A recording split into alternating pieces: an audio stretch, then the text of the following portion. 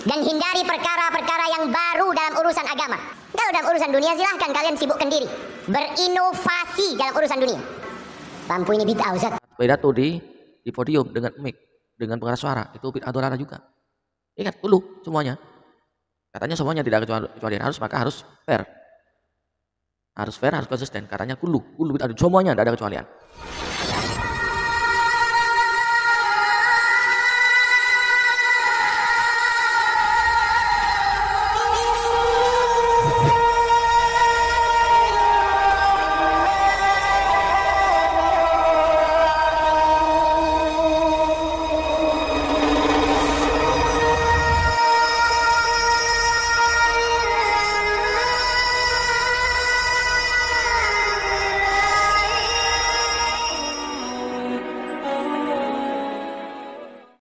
Assalamualaikum warahmatullahi wabarakatuh. Bismillahirrahmanirrahim. Alhamdulillahirabbil alamin.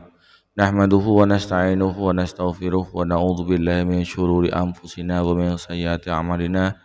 May yahdihillahu fala mudilla lahu wa may yudlilhu fala hadiyalah. Assalatu wassalamu ala Rasulillah wa ala alihi wa sahbihi wa man tabi'ahu wa mawala, amma ba'du. Para pemirsa TV, Bapak Ibu yang dirahmati oleh Allah, alhamdulillah di kesempatan pagi ini kita jumpa lagi. Mudah-mudahan kita senantiasa mendapatkan lindungan dan rahmat dari Allah, juga mendapatkan taufik dan hidayahnya. Serta tak lupa kami doakan doa saudara-saudara kita yang di Palestina lagi dijajah oleh Zionis Israel. Mudah-mudahan mereka diteguhkan imannya, dikuatkan imannya, diberi kesabaran yang tinggi, dan para pejuang Hamas oleh Allah diberi kekuatan, diberi kemampuan untuk melawan, mengusir penjajah dari tanah Israel, dari Gaza. Saudara kita yang gugur dalam penyerangan yang dilakukan oleh Israel ini oleh Allah dijadikan syahid dan ditempatkan di tempat yang mulia di sininya, diterima amal baiknya, dan juga diampuni dosa-dosanya. Amin ya rabbal alamin. Pemirsa TV yang dirahmati Allah, di kesempatan kali ini kami kembali hadir yaitu dengan tema yang tetap, yaitu membahas tentang Amaliyah Wahabi, kelakuan Wahabi yang tak henti-hentinya menyalah-nyalahkan, membid'ah-bid'ahkan Amaliyah umat Islam yang lain, terutama NU Nahdlatul Ulama, ya. Sehingga kami orang-orang NU di mata mereka, di mata Wahabi itu tidak ada benarnya. Semua amaliyah dicap salah. Nah, kembali saya katakan, kita dianggap salah oleh mereka bukan kita tidak mengamalkan syariat baginda Rasulullah, bukan, ya. Ini perlu kami pertegas, ya. Karena kami itu difitnah, tukang fitnah. Saya oleh mereka difitnah, tukang fitnah, ya. Jadi mereka itu kenyataan. Jadi orang Islam terutama NU itu disalah-salahkan, dibid'ah-bid'ahkan amaliyah kita, amaliyah umat Islam pada umumnya, bukan karena tidak mengikuti ajaran Nabi. Kami sudah mengikuti ajaran Nabi sesuai dengan apa yang telah diajarkan oleh ulama-ulama kita, oleh sesepuh kita, oleh ulama salaf kita. Tapi oleh mereka disalah-salahkan itu bukan karena apa-apa, tapi karena kita tidak mau mengikuti ajaran Wahabi, ajaran Muhammad bin Abdul Wahab, itu intinya, ya. Jadi bukan karena tidak mengamalkan syariat Nabi, bukan. Karena kita itu menolak, tidak mau terhadap ajaran Wahabi, itu sudah. Termasuk di sini masalah bid'ah, ini sudah masalah yang lama, masalah klasik. Cuman mereka itu tidak mau mengerti, tidak mengerti dan tidak mau mengerti. Padahal ulama-ulama kita sudah menjelaskan secara gamblang, ya. Baik yang di fatwanya Imam Syafi'i itu sudah. Malah oleh mereka dipelintir-pelintir. Satu, menurut Imam Syafi'i tentang bid'ah ini akan ada dua. Ada bid'ah hasanah, yaitu bid'ah mahmudah dan bid'ah dhalalah yaitu bid'ah madmumah. Yang bid'ah hasanah, bid'ah mahmudah yaitu bid'ah yang tidak bertentangan dengan Al-Quran dan As-Sunnah. Artinya sudah ada dalilnya, namun dalil itu tidak secara khusus tapi secara umum. Contohnya tahlil. Dalam tahlil itu banyak kombinasi amaliyah. Ada sedekah, ada silaturahmi, ada ihdadus sawab. Itu semuanya itu ada dalilnya masing-masing. Namun secara umum. Lah ini bid'ah yang tidak menentang syariah, tidak bertentangan dengan syariat, dengan Quran dan dengan sunnah. Tapi mereka itu dasar memang sudah otaknya otak gosong ya, tidak mau paham dengan hal ini. Kemudian bid'ah sayyi'ah ya bid'ah yang sudah bertentangan dengan syariat. Ritual-ritual yang bertentangan syariat seperti tabur bunga di lautan, petik laut itu termasuk bid'ah karena membuang kepala sapi ke lautan, itu yang bid'ah sayyi'ah. Kenapa? Karena bertentangan syariat. Apa bertentangannya itu? Membuang-buang harta, itu membuang-buang makanan, itu bid'ah sayyi'ah. Untuk itu kita simak sejenak beberapa video berikut ini. Dan hindari perkara-perkara yang baru dalam urusan agama. Kalau dalam urusan dunia silahkan kalian sibukkan diri, berinovasi dalam urusan dunia. Lampu ini bid'ah Ustaz, kipas angin bid'ah juga, mobil bid'ah juga, pesawat bid'ah. Jemaah haji kalau bisa yang mau ikut sunnah naik onta. Nah, itu bid'ah dalam urusan dunia yang kata Nabi alaihi salatu wassalam, antum a'lamu bi umuri dunyakum. Kalian lebih faham tentang urusan dunia kalian. Biasanya kitab-kitab terjemahan Wahabi itu memang cukup provokatif dan dengan narasi yang memang siapapun yang nggak pernah mondok pasti tertarik. Misalnya begini, cerita bid'ah misalnya. Iyyakum wa muhdatsatil umur fa inna kulla bid'atin dhalalah wa kulla dhalalatin finnar, misalnya gitu. Wa kullu muhdatsatin bid'ah wa kullu bid'atin dhalalah wa kullu dhalalatin finnar. Ada yang baca wa kullu bid'atin dhalalah wa kullu dhalalatin finnar. Terus beliau meneruskannya begini, kata bin Bas. Hadza huwa Rasulullah. Hakama bi annal bid'ah kullaha dhalalah. Terus diteruskan. Wajar as-Syafi'i faqasama ila hasanatin wa dhalalatin wa sayyi'atin. Jadi dengan narasi seperti itu tuh orang itu tahu bahwa Syafi'i itu kurang ajar benar kira-kira gitu. Jadi ini Rasulullah yang mengatakan semua bid'ah ini dolalah, tapi Syafi'i lancang dengan membagi ada dolalah, ada sayyi'ah, ada hasanah, ada sayyi'ah. Ini aneh katanya. Wong Rasulullah yang Nabi saja bilang satu semuanya dolalah. Katakan bahwasanya Al-Imam Nawawi membolehkan bid'ah hasanah. Al-Imam Al-Iz bin Abdissalam juga membolehkan bid'ah hasanah. Al-Imam Syafi'i juga membolehkan bid'ah hasanah. Tetapi bid'ah hasanah yang dimaksud oleh mereka para imam bukan yang dimaksud oleh masyarakat umum. Yang dimaksud dengan bid'ah hasanah oleh mereka adalah sarana-sarana. Itu kurang ajar, kufur. Rasul berkata kullu bid'ah, semua bid'ah sesat. Orang yang mengatakan bid'ah hasanah, ini ujung-ujungnya orang yang mau membenarkan tindakan-tindakan bid'ah yang dia lakukan dengan dalih bid'ah hasanah. Padahal demi Allah, pernah nggak Rasul bilang bid'ah hasanah gitu? Pernah nggak? Nggak ada sama sekali. Ada juga sunnah hasanah. Rasul bilang sunnah hasanah. Kenapa sampai telingamu jadi bid'ah hasanah kalau bukan iblis yang memalingkan telingamu?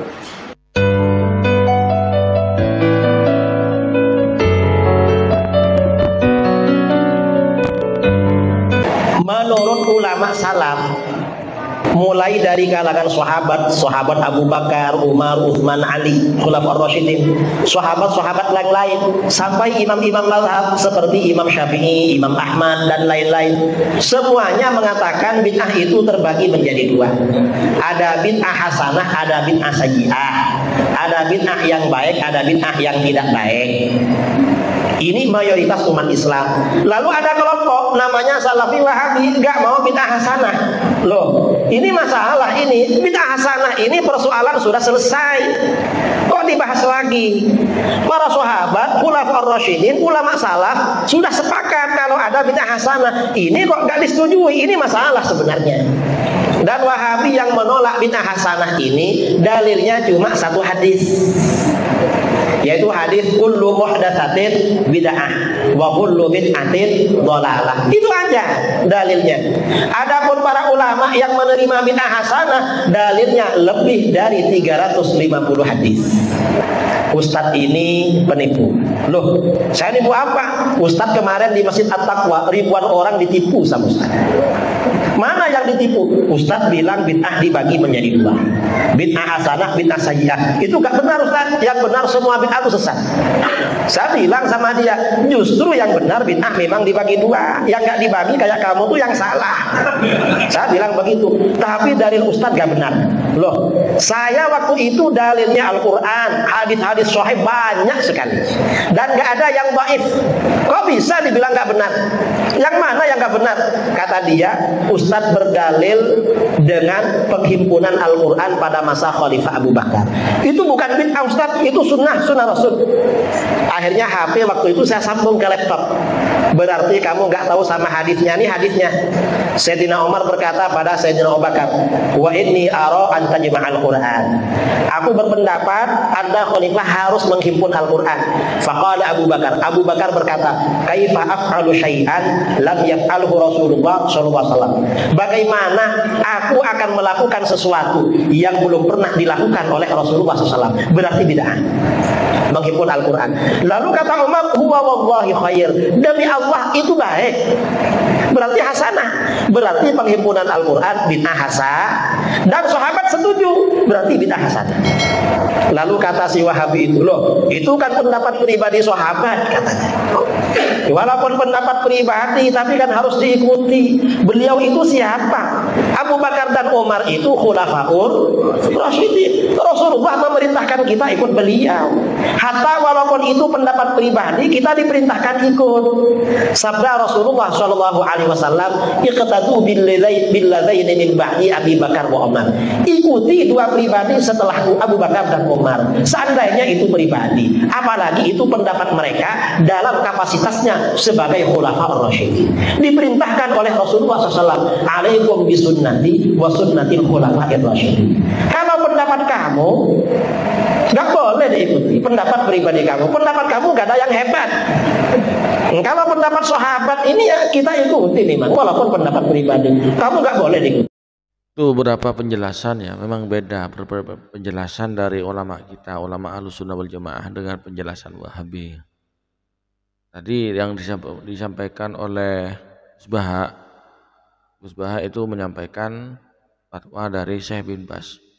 Ya, Syekh bin Bas itu kok berani-beraninya berani ngomong seperti itu kepada Imam Syafi'i. Kalau saya lebih jelas lebih percaya Imam Syafi'i ya.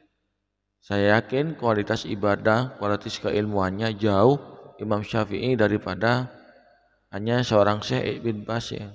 Yang selalu ini juga yang ngompor-ngompori yang juga berfatwa yang tidak sesuai dengan ulama salaf. Mereka menamakan diri salafi, katanya mengikuti ulama salaf, tapi nyatanya banyak bertentangan dengan ulama salaf ya. Mungkin yang disebut dengan salafnya mereka itu bukan mazahibul arba'ah atau tabi'in, tapi yang dimaksud dengan salafnya mereka itu adalah Muhammad bin Abdul Wahhab dan Ibnu Taimiyah. Padahal kalau menurut dari hadis Nabi yang dinamakan salaf itu ya, itu 3 generasi setelah baginda Rasulullah SAW ya. Kemudian mengenai bid'ah lagi, tadi juga disebut oleh yang terakhir itu Firanda Andirja.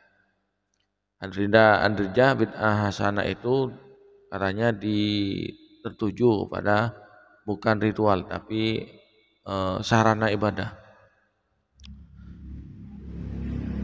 Kalau begitu ini bertentangan dengan apa yang telah disampaikan oleh Sayyidina Umar radhiyallahu anhu. Bid'ah hasanah ini berangkat dari hadisnya Sayyidina Umar di mana beliau itu berhasil mengupul menjadikan sholat tarawih itu berjamaah. Nah, Sayyidina Umar ya mengatakan setelah berhasil menjadikan sholat tarawih berjamaah, beliau mengatakan nikmatil bid'atu hadihi, sebaik-baik bid'ah ini. Nah, jadi nikmat sebaik-baik. Ya, bid'ah hasanah ini, kata-kata bid'ah hasanah itu berangkatnya dari hadisnya Sayyidina Umar. Di ulama kami, ulama NU Aswaja itu tidak sembarangan membagi bid'ah. Seperti video kami yang kemarin itu mengutip dari ceramah dari Ustadz Ki Haji Afifuddin Muhajir, yaitu tentang memahami Al-Quran dengan As-Sunnah. Jadi dalam memahami Al-Quran dan As-Sunnah, juga dalam istinbat hukum, ulama-ulama Ahlus Sunnah itu satu, mengaitkan ayat Quran dengan ayat yang lain. Tidak pas langsung satu ayat dipahami kemudian mencetuskan sebuah fatwa, sebuah hukum, tidak seperti itu caranya. Metode yang digunakan oleh ulama salaf adalah mengaitkan satu ayat dengan ayat lainnya, mengaitkan ayat Al-Quran dengan hadis, mengaitkan hadis dengan hadis, mengaitkan hadis dengan ayat. Itu metode ulama dalam memahami Al-Quran dan Sunnah. Namanya dikait-kaitkan, kemudian disimpulkan, kemudian jadi fatwa atau jadi produk hukum. Tidak cuma satu hadis kemudian tanpa memperdulikan hadis yang lain, kemudian membentuk suatu mengeluarkan sebuah fatwa, mengeluarkan sebuah hukum. Tidak seperti itu caranya. Tidak seperti yang dilakukan oleh Salafi Wahabi ini, termasuk masalah bid'ah. Masalah bid'ah ini ulama semuanya dikaitkan, semuanya dipadukan. Dari hadis kullu bid'atin dhalalah, man ahdatsa fi amrina hadima laysa minhu fawaradun. Kemudian dikaitkan dengan man sanna sunatan hasanatan, dikaitkan, kemudian dianalisa oleh ulama, menghasilkan hukum bahwasannya bid'ah itu ada dua, ada bid'ah hasanah, ada bid'ah dhalalah. Seperti itu. Wahabi enggak ngotot semua bid'ah itu sesat masuk neraka. Baik kalau begitu harus konsisten. Kalau semua bid'ah itu sesat, ya, tanpa pengecualian, kalian harus konsisten. Maka kalian itu nge-YouTube, bahkan pidato dipakai mic, pidato di podium dengan mic, dengan pengeras suara, itu bid'ah dhalalah juga. Ingat dulu semuanya. Katanya semuanya tidak kecualian, maka harus fair. Harus fair, harus konsisten. Katanya kullu bid'ah, semuanya tidak ada kecualian. Main HP bid'ah, naik motor bid'ah. Ingat kullu semuanya. Sayangnya orang Wahabi ini tidak konsisten, mencah-mencele, ya, benceroben, ya, dan madhuran itu kurmat kurla amunyi. Dan sayangnya lagi ini, ya, orang yang meluruskan seperti saya ini, ya, dianggap memfitnah, padahal itu kenyataan. Ya. Kami bukan bertengkar di sini, tapi meluruskan pemahaman mereka, pemahaman yang meracuni masyarakat. Jadi biar masyarakat tidak terpengaruh oleh pemahaman-pemahaman yang dangkal seperti ini. Pemirsa Bapak Ibu yang dirahmati Allah, mungkin hanya ini yang dapat kami sampaikan. Apabila ada kesalahan, kekurangan, mohon maaf. Hadanallahu wa iyyakum. Wassalamualaikum warahmatullahi wabarakatuh.